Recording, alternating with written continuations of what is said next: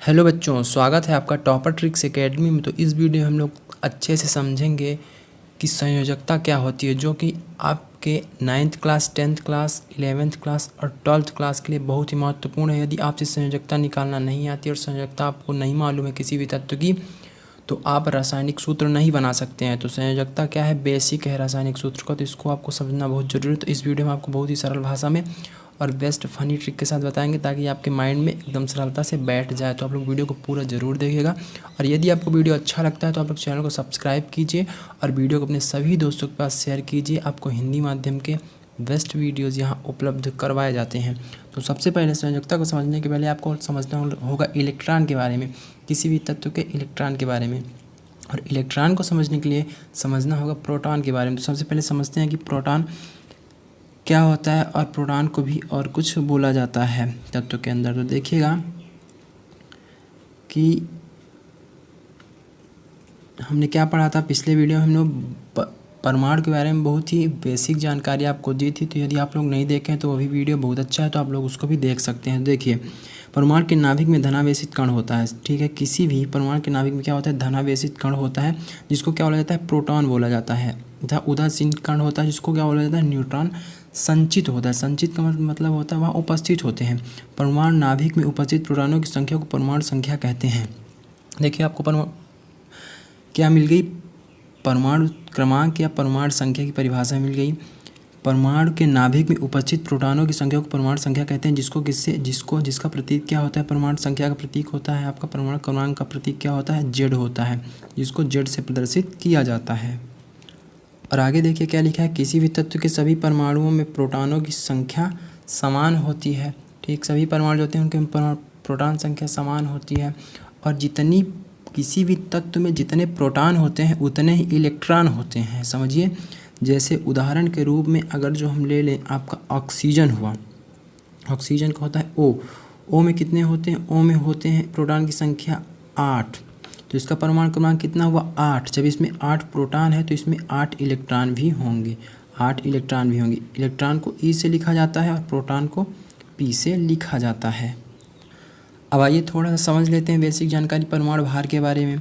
तो परमाणु भार जो होता है उसको देखिएगा, यहाँ से देखिए, किसी परमाणु के नाभिक में उपस्थित न्यूक्लियॉन की संख्या को उस परमाणु की द्रव्यमान संख्या या परमाणु भार बोलते हैं। परमाणु भार या द्रव्यमान, परमाणु द्रव्यमान एक ही होता है। परमाणु द्रव्यमान बोल दीजिए चाहे परमाणु भार बोल दीजिए, एक है। तो क्या होता है, न्यूक्लियॉन क्या होता है, न्यूक्लियॉन होता है आपका प्रोटॉन की संख्या प्लस न्यूट्रॉन की संख्या, अर्थात उसके नाभिक में 2 कण उपस्थित होते हैं किसी भी तत्व के, उनको परमाणु धनावेशित, और न्यूट्रॉन जो होता है उसमें कोई आवेश नहीं होता। जब उनकी संख्याओं को जोड़ दिया जाता है तो उसको क्या बोलते हैं, परमाणु भार या परमाणु द्रव्यमान बोलते हैं, जिसको ए से प्रदर्शित किया जाता है। अगर जो परमाणु द्रव्यमान लिखना हो तो आप उसको ए प्रदर्शित कर सकते हैं, ठीक। और इनको लिखा कैसे जाता है, देखिए जैसे ये है ना। तो जैसे हम आपको थोड़ा सा और सरल करके बता दें कि ए बराबर आप लिख सकते हैं प्रोटॉन पी प्लस न्यूट्रॉन को एन लिख सकते हैं, पी प्लस एन बराबर ए, अर्थात परमाणु भार बराबर होता है प्रोटॉन प्लस न्यूट्रॉन। तो इतना आप लोग बेसिक जानकारी समझ लीजिए, ठीक। इनको लिखा कैसे जाता है ये भी देख लीजिए, इनको किस तरह से लिखा जाता है थोड़ा सा। तो जो आपके सामने इस पेज में दिखाई दे रहा है ये चीज़, ये दिखाई दे रहा ना, जो परमाणु क्रमांक होता है, परमाणु क्रमांक होता है वो किसी भी तत्व के नीचे लिखा जाता है, अर्थात बोला जाए तो पैर की ओर लिखा जाता है। तो ये जो जेड लिखा हुआ है, जैसे कोई भी तत्व, जैसे ऑक्सीजन हुआ तो ऑक्सीजन को हम ले लिए, ऑक्सीजन का जो परमाणु क्रमांक होगा वो यहाँ लिखा जाएगा उसके नीचे, और जो परमाणु भार है वो कहाँ लिखा जाएगा, उसके सर में लिखा जाएगा, ऊपर की ओर लिखा जाएगा। समझिए थोड़ा एक कॉन्सेप्ट के माध्यम से, ताकि आपके दिमाग में अच्छे से बैठ जाए। जब जैसे कि आपको कोई भी भार उठाना है तो आप भार कहाँ उठाते हैं, पैर से थोड़ी ना उठाते हैं, आप भार उठाते हैं अपने सर में उठाते हैं या कि कंधे में उठाते हैं। जैसे कोई बैग आपको उठाना है, आपका स्कूल का ही बैग, तो आप कंधे में उठाते हैं। तो भार जो होता है वजनी होता है, तो उसको आदमी सर पे उठाता है। तो इसी तरह से कोई भी तत्व भी सर पे लेता है, तो इसका कितना होता है, 16 होता है। परमाणु भार कितना होता है ऑक्सीजन का, 16 होता है। तो 8 परमाणु क्रमांक हो गया, परमाणु भार 16 हो गया, ठीक। उम्मीद है आपको अच्छे से समझ में आ गया होगा। यही चीज़ यहाँ भी लिखी हुई है, जो कि एक संकेत के माध्यम से दर्शाया गया है इसमें। अब चलते हैं, आपको समझा देते हैं संयोजकता, जो कि बहुत ही महत्वपूर्ण है। अब देखिए हमने आपके सामने एक सूत्र लिखा है 2n², ठीक। तो यह बहुत ही महत्वपूर्ण सूत्र है। किसी भी तत्व के कक्षा में, कोश में अगर जो इलेक्ट्रॉन आपको भरना है तो आपको यह सूत्र याद होना चाहिए, 2n², ठीक। जैसे अगर जो आपको पहले कक्षा में इलेक्ट्रॉन भरना है तो n के स्थान पे आप 1 रखेंगे, दूसरे कक्षा में भरना है तो n के स्थान पे 2 रखेंगे, तीसरे कक्षा में भरना है तो n के स्थान पे 3 रखेंगे। समझते हैं कैसे? पहले कक्षा को हम लोग बोलते हैं k, ठीक। तो अगर जो k कोश में इलेक्ट्रॉन को भरना है तो 2n का मान रखेंगे 1 और उसका स्क्वायर कर देंगे तो कितना आ जाएगा, n के कोश में आ गया आपके 2 इलेक्ट्रॉन, कितने आ गए, जब इसका गुणा करेंगे तो 2 गुणे 1 होगा तो आपका आ जाएगा 2 आ जाएगा, ठीक। इसी तरह से जब k के बाद कौन सा कोश आता है, L आ जाता है, k के बाद L आता है जिसको दूसरे नंबर का कोश बोलते हैं। तो यह दूसरे नंबर का है तो हम लोग n के स्थान पे यहाँ पास क्या रख देंगे, जो ये यहाँ 1 लिखा हुआ है ना, अब 2 कर देंगे उसी को, जो ये 1 है उसको क्या कर देंगे, उसी को हम लोग 2 लिखेंगे। तो दूसरा कोश है 2 लिखेंगे n के स्थान पे, तो 2n² बराबर कितना हो जाएगा, 2 गुणे 2 का स्क्वायर कितना होता है, 4 होता है, तो हो जाएगा 8, ठीक। इसी तरह से तीसरे में अगर जो भरना है तो 3 लिख देंगे, 3 त्रिकाई 9 दूनी 18 हो जाएगा, ठीक। तो देखिए आप लोग चित्र के माध्यम से समझ सकते हैं कि जो के है ये पहले नंबर कोश है तो इसमें 2 इलेक्ट्रॉन आते हैं, दूसरे वाले में 8, तीसरे में 18, चौथे में 32, 4 चौक 16 हो जाता है। चौथे नंबर को n बोलते हैं, तीसरे नंबर को m बोलते हैं और दूसरे को l बोलते हैं, ठीक है। तो अब चलिए देख लेते हैं किस तरह से आप लोग भरेंगे। अब देखिए संयोजकता की परिभाषा आप लोग क्या लिख सकते हैं, संयोजकता वह होती है किसी तत्व के बाहरी कोश के इलेक्ट्रॉनों के संयोजन करने की क्षमता उसकी संयोजकता कहलाती है, ठीक। बाहरी कोश के जो इलेक्ट्रॉन होते हैं, कोई तत्व उसको संयोजित करता है तो उसकी वह संयोजकता कहलाती है। तो देखिए हम ले रहे हैं अब O को ले रहे हैं, ठीक। किसको ले रहे हैं, O अर्थात ऑक्सीजन। ऑक्सीजन में कितने इलेक्ट्रॉन होते हैं, ऑक्सीजन में होते हैं, ऑक्सीजन का परमाणु क्रमांक होता है 8, अर्थात इसमें प्रोटॉन की संख्या 8 होती है। जितना प्रोटॉन होती है उतना ही क्या होते हैं, उतने ही इलेक्ट्रॉन होते हैं, 8 ही इलेक्ट्रॉन होंगे। तो अब इलेक्ट्रॉनों को भरा जाता है कक्षा में, ठीक। ये ध्यान रखिएगा, प्रोटॉन और न्यूट्रॉन सेंटर में अर्थात इसके केंद्र में बैठे होते हैं। तो इसको भरने का सूत्र है 2n²। तो पहली कक्षा में इसके आ जाएंगे आपके केवल और केवल 2, कितने आ जाएंगे, 1 इलेक्ट्रॉन ये भर दिए हम, दूसरा इलेक्ट्रॉन ये भर दिए, ठीक। 2 हो गए। अब जब 2 हो गए तो कुल 8 है, तो कितने बचे हैं, 6। देखिएगा कुल 8 हैं, तो अब कितने बचे हैं, अब बचे हैं 8 में से 2 चले गए तो 6 बचे हैं। तो 6 दूसरे कोश में होना चाहिए 8 इलेक्ट्रॉन, तो बचे हैं 6। तो अब हम लोग 6 को जब भरेंगे तो भर देंगे 1 इधर, 2 2 3, तीसरे नंबर का, चौथे नंबर का, 5वें नंबर का और ये 6वें नंबर का हो गया। ये सभी क्या हो गया, इलेक्ट्रॉन 6 भर दिए। लेकिन रूल क्या होता है, रूल होता है कि अंतिम कक्षा में, किसी भी तत्व के अंतिम कक्षा में 8 इलेक्ट्रॉन होने चाहिए, तभी वह तत्व क्या होगा, स्थिर होगा।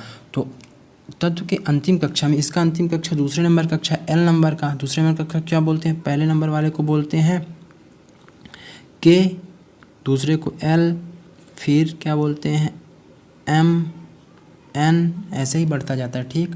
तो पहले नंबर का हुआ K, दूसरे नंबर का हुआ L, तो दूसरे नंबर में कितने होने चाहिए, 8 इलेक्ट्रॉन, तो हैं कितने, 6, ठीक। तो इसको 2 इलेक्ट्रॉन और चाहिए इसकी कक्षा को पूरा करने के लिए, ठीक। नहीं तो ये बेताब होगा कि हम कैसे पूरे हो जाएं और शांतपूर्वक बैठ जाएं या सोचेगा। तो यह पूरा करने के लिए जब दूसरे किसी भी तत्व से क्रिया करेगा तो उससे बोलेगा कि हमको 2 इलेक्ट्रॉन दे दो, वह 2 इलेक्ट्रॉन लेने के लिए क्रिया करेगा। तो इसके पास 2 ऑप्शन है कि 2 इलेक्ट्रॉन ये ले ले या 6 इलेक्ट्रॉन दे दे। तो जैसे समझिए, ये चीज़ समझिए थोड़ा सा कि एक कमरे में रखी हुई है 6 बोरी, एक कमरे में रखी हुई है 2 बोरी, इनको दोनों को मिला के 8 करना है, दोनों को मिला के क्या करना है, 8 करना है। तो आप 6 वाली को 2 के पास लाएंगे कि 2 वाली को 6 के पास ले जाएंगे। 6 वाली को 2 के पास लाएंगे तो बहुत ज़्यादा मेहनत लगेगी। अब 2 वाली बोरी को उठा के 2 बोरी को उठा के डायरेक्ट 6 के पास रख देंगे तो आपको बहुत कम मेहनत लगेगी और वो 8 भी हो जाएगा, पूरा हो जाएगा जितना होना चाहिए।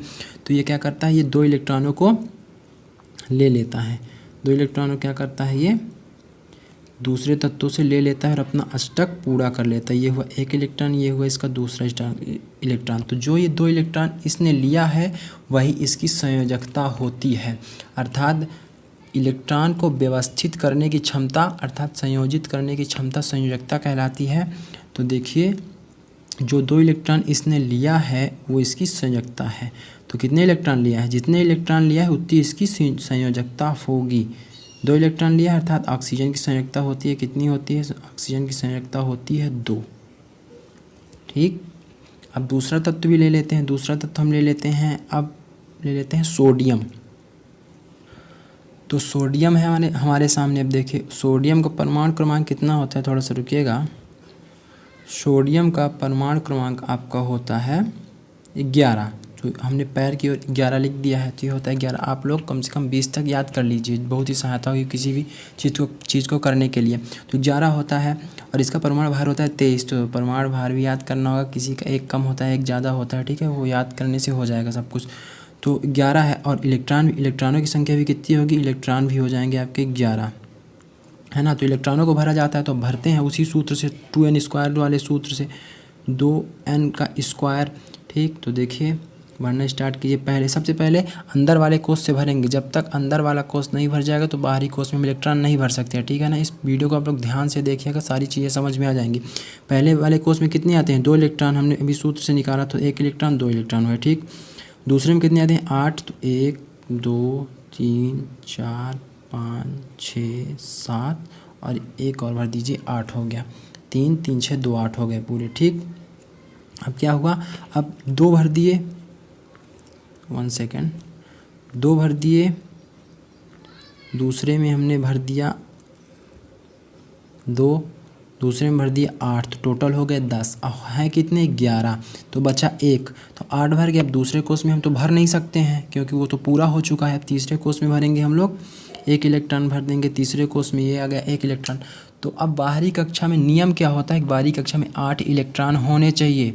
ठीक, तो यहाँ पास कितने इलेक्ट्रॉन है, यहाँ पास केवल इसमें है 1 इलेक्ट्रॉन। कितना है, केवल 1 इलेक्ट्रॉन है। तो यह सोचेगा कि हमारा 1 इलेक्ट्रॉन चला जाए या कि 7 इलेक्ट्रॉन ले ले, या कि ये 7 इलेक्ट्रॉन ले के 8 पूरा करे अपनी कक्षा को, या फिर 1 इलेक्ट्रॉन किसी को दान कर दे तो ये वाला कोष इसका ख़त्म हो जाए। अंदर वाले कोष में ऑलरेडी 8 इलेक्ट्रॉन हैं ही। तो यह क्या सोचेगा, यह 7 बोरी को उठा के लाएगा कि 1 बोरी को उठा के ले जाएगा। आप लोग सोचिए, यह 1 बोरी को उठा के 7 के पास ले जाएगा, इसका ख़त्म हो जाएगा इलेक्ट्रॉन, ये अर्थात ये इलेक्ट्रॉन अपना दान कर देगा। क्योंकि 7 इलेक्ट्रॉन ना तो कोई इसको देगा और 7 इलेक्ट्रॉन लेने के लिए बहुत ज़्यादा मेहनत करनी पड़ेगी। तो ये अपना 1 इलेक्ट्रॉन दान करने के लिए सोचेगा और 1 इलेक्ट्रॉन दूसरे तत्व को दान कर देगा जब किसी से क्रिया करेगा तो। ठीक, तो ऐसे होता है। अब 1 इलेक्ट्रॉन चला गया ना, तो इलेक्ट्रॉन लेना या इलेक्ट्रॉन देना वही संयोजकता होती है। उसमें क्या हुआ था, ऑक्सीजन ने 2 लिया था तो ऑक्सीजन का कितना हुआ था, 2, और यह एक अपना ये वाला 1 दे देगा, दान कर देगा, तो इसकी संयोजकता कितनी हो जाएगी, इसकी संयोजकता हो जाएगी 1। ठीक, लेकिन अंतर क्या होता है, अगर जो इलेक्ट्रॉन लेके अपना कोष भरा जाता है तो उसकी संयोजकता माइनस में चली जाती है, और अगर जो इलेक्ट्रॉन दे के कोष को खाली करके अपने आप को स्थिर करता है, अर्थात अपने बाहरी कक्षा में 8 इलेक्ट्रॉन पूरे करता है, जब ये 1 इलेक्ट्रॉन दे देगा तो समझिएगा जब 1 इलेक्ट्रॉन चला गया तो ये वाला कक्षा ख़त्म। जब इलेक्ट्रॉन ही नहीं है तो कक्षा इसकी किस काम की। ठीक, तो इसका जो अब बचा तो अंदर का बचा है, अंदर में तो इसके कितने हैं, अंदर वाले में इसके 8 पूरे हैं। तो अब इसका देने में जब देते हैं तो उसकी संयोजकता क्या होती है, उनकी संयोजकता होती है प्लस, क्योंकि 1 इलेक्ट्रॉन क्या होता है, ऋणावेशित होता है। 1 माइनस चला गया तो प्लस बढ़ जाएगा ना, 1 प्लस हो जाएगा। जैसे देखिए इसमें 11 प्लस हैं, 11 माइनस हैं, तो 1 माइनस चला गया तो बचे 10 माइनस अर्थात 10 इलेक्ट्रॉन बचे, और 11 प्रोटॉन है तो 1 प्रोटॉन ज़्यादा हो रहा है अर्थात 1 प्लस ज़्यादा हो रहा है। तो इसको अगर जो संयुक्ता, अगर जो इसको आप उसके आवेश के साथ लिखते हैं तो 1 प्लस होती है, ठीक, नहीं तो आप 1 भी लिख सकते हैं। संयोजकता प्लस माइनस में नहीं होती, जब आवेश लिखेंगे तो प्लस या माइनस लिख सकते हैं। उम्मीद है आपको सारी चीज़ समझ में आ गई होंगी। और जो रासायनिक सूत्र बनता है वो संयोजकता के माध्यम से ही बनता है, आप लोग ध्यान रखिएगा। हम नेक्स्ट वीडियो बनाएंगे, उसमें सारी चीज़ें आपको बहुत ही सरल तरीके से रासायनिक सूत्र बनाने के लिए बताएंगे। तो आप लोग वीडियो को ज़्यादा से ज़्यादा शेयर कीजिए, सपोर्ट कीजिए, तभी नेक्स्ट वीडियो जल्द से जल्द आ पाएगा। और यदि अच्छा लगा हो तो सब्सक्राइब कीजिए, नहीं बहुत ज़बरदस्ती नहीं है कि आप सब्सक्राइब ही कीजिए। अगर जो वीडियो आपको अच्छा लगा हो तो ज़रूर सब्सक्राइब कीजिए, सपोर्ट कीजिए। कोई आपके लिए फ्री में मेहनत कर रहा है तो, नहीं तो आप किसी भी ऐप पे जाके पैसा देंगे तो आपको ऐसे ही पढ़ाया जाएगा, वहाँ कोई स्पेशल बहुत ज़्यादा नहीं आता है। हम आपको बहुत ही अच्छे तरीके से समझा रहे हैं, ठीक है। तो उम्मीद है आपको संयोजकता समझ में आ गई होगी कि इलेक्ट्रॉन के संयोजन करने की क्षमता संयोजकता कहलाती है।